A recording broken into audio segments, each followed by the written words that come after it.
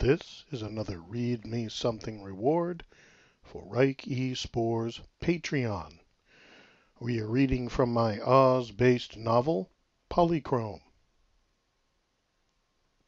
Second Vision.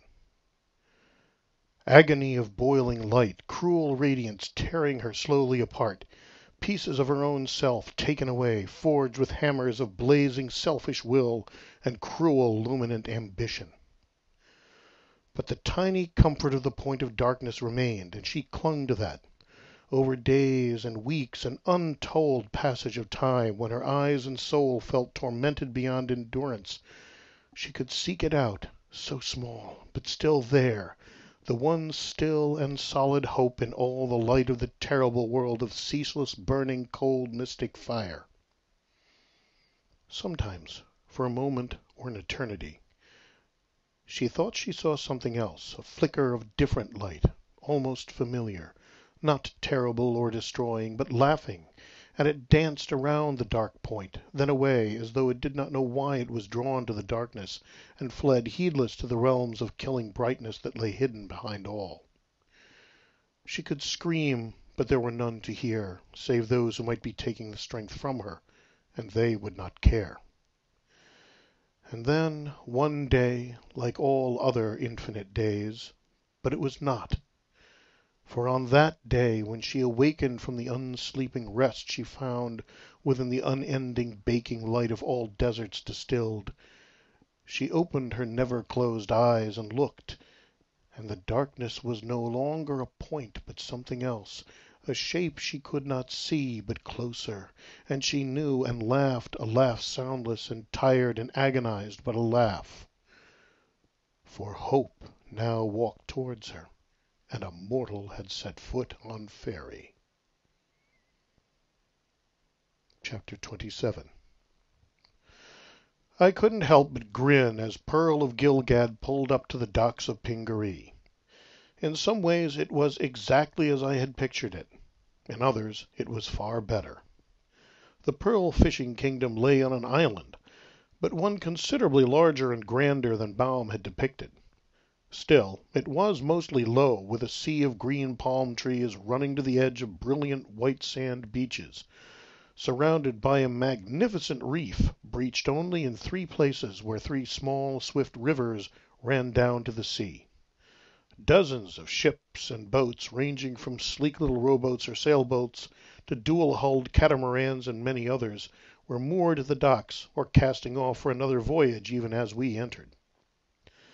The major difference was one I'd always suspected, and in fact was one of the few areas I'd envisioned differently even when I was a very young man. Despite O'Neill's illustrations, the descriptions of Pingaree, its tropical climate, the primary occupation of its people, and the surrounding countries had led me to expect what I now saw. A civilization of more Polynesian than European style, with dark-haired, dark-skinned people vastly predominating. But this was no simple desert island paradise. I could see on a rise 1.5 miles from the port a great marble palace, somehow combining many architectural styles from around my old world without seeming a hodgepodge. The city before me wasn't a collection of palm-roofed huts, but proud houses of light stonework, open courtyards, white stone streets running straight and true through the city. Gilgad had been impressive, but I wasn't sure if Pindaris, the name of the capital city of Pingaree, wasn't even more so. The Pearl had of course been recognized far out at sea, and so I accompanied Incarblue and his party as they were immediately escorted to the palace. My odd armor, light skin, and blond hair naturally drew notice, but mostly they seemed to accept me as just a member of Incarblue's guard. Pearls were everywhere in evidence, even in the ornamentation of the houses and on all the people, young and old. In truth, pearls were what brought me here. 3 pearls in particular, gifted to the rulers of Pingaree by the sea fairies. The pearl of strength, the pearl of protection, and the pearl of wisdom. If I had interpreted the prophecy correctly, our party was led through the main gates and straight into the castle. I heard both the tinkling of many fountains and, as we continued, an increasing background of music and many people talking. A set of immense double doors, appearing to be marble-faced with steel interiors, were thrown open before us. "Lord Inkerblue and party," our escorts announced. Inside was a huge, long table with room for well over 100 guests.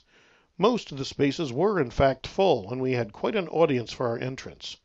Musicians spaced around the polished white and black hall paused as we walked forward.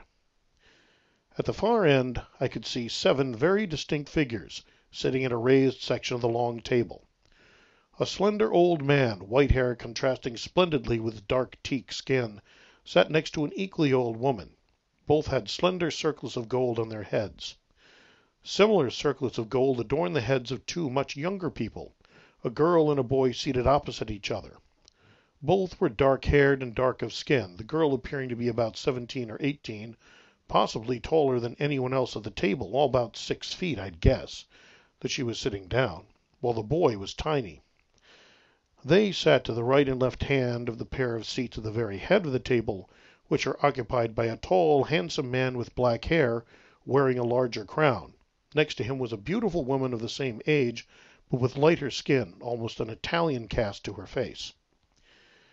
Seated across from the older couple in a chair so wide both of them could easily have fit in it at once, was an immense man, not terribly short and very much terribly wide, with a great bushy mane of white hair, rosy cheeks, and a red nose, who was apparently in the midst of an animated conversation with the others when we had so rudely interrupted. The latter heaved himself to his feet and glared down the table at us. "Inkabrew!"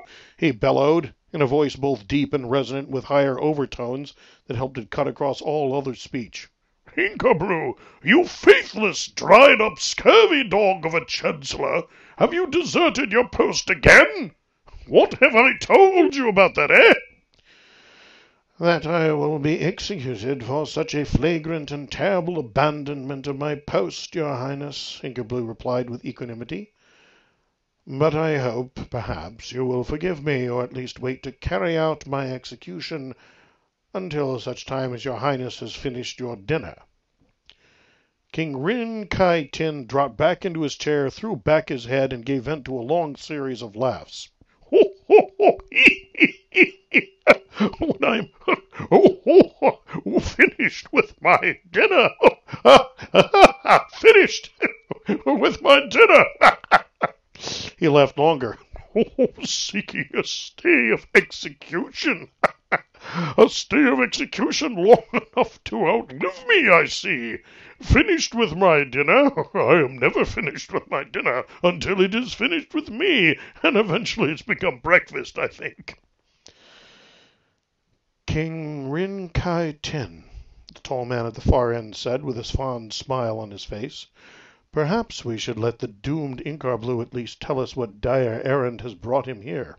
"Oh, indeed. No executions at dinner, I agree," the fat king said cheerfully. "Inkerblue, justify your conduct, then, to my good friend King Inga." I thought so. King Inga. I guess Kitticut retired and handed his son the throne. Which would make the woman with him Zella, I'd bet, if the subtext I got was right. "A matter of deep policy, your majesty," Inkerblue said, "and one best discussed in more privacy."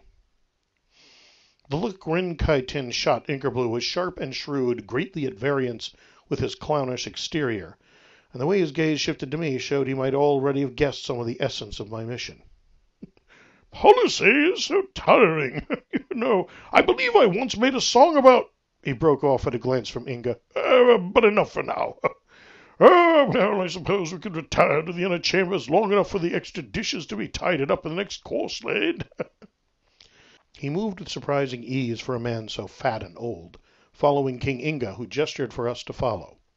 The tall girl started to rise, but at glance from the king, her father, I guessed, dropped her back into her seat. Inkerblue motioned for me to accompany him, but left the rest of our entourage behind. The next room would have looked quite large had we not just come from the immense dining hall. King Inga, Queen Zella, if my guess was right, and King Rin Kai Tin seated themselves on one side of a wide conference table and indicated we should sit as well. I see. The former king and queen will remain with the festivities. Inga turned immediately to me and bowed. Sir, it is clear the faithful Incarblue has risked much to bring you here. I am King Inga, and this is my Queen Zella. You now have the advantage of us. Eric Medon, I said, returning the bow. An emissary of Iris Marlobolus himself, Incarblue finished. All trace of the clown vanished as Rin-Kai-Tin sat up. Oh, now, indeed, I forgive you, Incarblue. Though undoubtedly I shall threaten you with execution later just for form's sake. Deep policy and dangerous, dangerous. So the Rainbow Lord moves at last, does he? Ha! The jolly face was, for a moment, transformed to grim savagery. Long have I thought my days would end before that day came. You've already brought me great joy just to hear that hope has not abandoned us. Rin-Kai-Tin speaks of hope, Zella said cautiously. But we know well the power of our adversaries. What hope is there, truly, Eric Medon? I turned to her. Enough. A prophecy from a source well trusted by the Rainbow Lord. I may not look precisely as a hero of legend, but I have certain advantages over others. At this range I could see the royalty of Pingaree wore, as one might expect, many jewels, especially pearls of all sizes and colors. The king himself wore 2 earrings with magnificent matched pure white pearls of extraordinary size. Now I saw him tilt his head slightly as though listening to something. He nodded his head and sat a bit straighter. A true mortal. Excellent. You see clearly, King Inga. So, what can Gilgad do for the Rainbow Lord and yourself? Rin-Kai-Tin demanded. I grinned. Already done, and cleverly by your Lord Incarblue. What I really needed was to get here. What he needed was to do that without actually committing Gilgad to such a radical cause. Quickly I explained Incarblue's decision. The 3 monarchs looked at Incarblue with such approval, I saw a faint blush on the old cheeks. So clever a statesman should have been king himself, Rin-Kai-Tin said with a gentle laugh. Such a clever statesman knows far better than to want the post, your majesty, Incarblue responded, garnering a gale of laughter from his ruler. Oh, too true, too true, as I know from trying in my manful way to flee from the dread and terrible responsibilities. Ignoring the byplay with the same fond smile, Inga leaned forward. So it was to Pingaree you wished to come. What do you seek here? We have no formidable army, in truth, and while something of a naval force we have acquired, that would do you no good against the usurpers of Oz. Nothing so obvious or direct, your majesty, I said. Here I seek only 2 things, besides, of course, a trip back to the mainland. First, I need your people to build me a ship, a boat of a very particular design. Nothing too terribly large, I hastened to assure him. Indeed, something suitable for a long journey for 1 person, and to have it transported to a particular spot. And is that all? Well, no, that was really one thing. I mean, getting the ship won't do me any good if I can't use it where I want to. The second thing I seek is the wisdom of Pingaree. The king and queen both straightened and looked sharply at me, as did King Rin-Kai-Tin. How exactly do you mean that? The king of Pingaree said finally. I grinned. Inga looked at me for a moment, then stood. Excuse me for a moment. He stepped to the side and through a door which, it appeared, led to a small side alcove. Zella studied me curiously. Do you know what you are asking? I think I know exactly what I am asking. The door opened again and King Inga resumed his seat. He reached up and, as I had expected, removed the right-hand earring. Not without reluctance, he placed the earring with its magnificent white pearl into my hand. "If wisdom there be in Pingaree, you now hold it in your hand," he said slowly. "No other has ever carried that which I give to you, save only those of my family." The Pearl of Wisdom. I know of this, and I can guess how difficult my request is for you. I raised the pearl to my ear. You advised him to offer yourself to me, didn't you? From the pearl came a clear though distant voice. "You are correct, Erigmedon."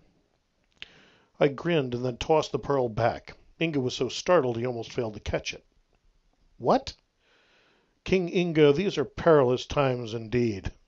I will not deprive you of what is undoubtedly your greatest resource, especially when, if I fail, you will need wisdom more desperately than ever. I only have a couple of questions to ask the pearl, and that is all." The relief on his face and that of Queen Zella matched his surprise. "You are a man of some depth, I see," Inga said after a moment, with a smile. "Ask, then." I'd thought about this for quite a while. Really what I needed here was validation. I'd thought everything I could through, but there was so much I might not know. I couldn't ask for things of too great detail. That pesky question of overworking the prophecy and making it backfire on me was always looming above me. "Pearl," I said, "first tell me, are my guesses about a certain individual correct?" Inga listened, then nodded. "The pearl says yes." "Good. Then the course of action I have planned, is it a good one?" "Yes." I sagged back in my seat. And that's all I needed. That plus the boat, which I'll sketch out tomorrow. King Inga looked at me with a curious expression. "So, you needed only verification of a particular course of action in this boat? You need nothing more of Pingaree?" "Nothing," I said. Well, nothing I could ask. "And you will travel alone where?" "After I get back to the mainland? Well, eventually to Oz, of course, but the Gnome King's domain is my next destination." For a moment everyone was silent. Finally Rin Kai Tin said, gently, yet with a puzzled air, "Lord Medon, you do realize the Gnome King will help no one, even for the Rainbow Lord?" "Maybe," I conceded, "yet I have no choice. There is no other force sufficient to have even a credible chance against what Ugu and Amanita have to throw at us. Combined with the Rainbow Kingdoms, it might be enough. I can't tell them the whole thing, partly because the whole thing in the end comes down to a big throw of the dice, and whether I'm tough enough to survive the pain and take action at just the right time." And do you have any plan to find the Gnome King, let alone convince him to involve himself in this war?" I grinned. "Oh, yes. And that's what I was asking your pearl." "If the pearl says it will work, then it'll work," a new voice broke in. "So, Father, I'm going with him." I turned, startled. The tall girl from the end of the table stood in the doorway, grinning confidently at us all. King Inga glared at her. "Zenga, have you been eavesdropping?" "You said I should take more interest in the running of the kingdom, Father." "Not by spying on secret councils." Inga sighed. "You have no idea what you're saying anyway. You are far too young to be getting involved in—" "You were younger than I am when you saved Pingaree, liberated Regos and Korigos, and faced the Gnome King yourself." "That was entirely—" Oh, Inga broke off. "That was entirely—" Inga broke off. I was working very hard to keep a smile off my face because I was pretty sure grinning at a royal family spat would be very impolitic. "No, I will not play this debate game with you, Zenga." Queen Zella spoke up. "Let her go." Inga stared at his wife. "I beg your pardon, my love. Did I just hear you correctly?" "Let her go with him." She rose smoothly and bowed to us. "But this is a discussion for more privacy. My lords, dear Rin Kai Tin, Inkar Blue, and Lord Medon, please return to the dining hall. The King of Gilgad never refuses a meal, and I am sure after weeks at sea both of you would be well pleased with a feast. We shall resolve this discussion anon." I bowed back. "Of course, Queen Zella." We filed out of the conference room and returned to the dining hall, where 2 seats were placed for us near King Ring Kai Tin. Inkar Blue glanced at me, shaking his head with a smile. "An interesting development, that. How do you think it will go? And will you take her with you, if that is the decision?"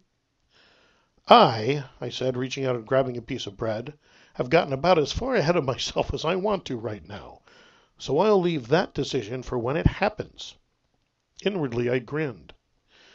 I admit I didn't exactly foresee these details, but even so, all that has transpired here has done so according to my design.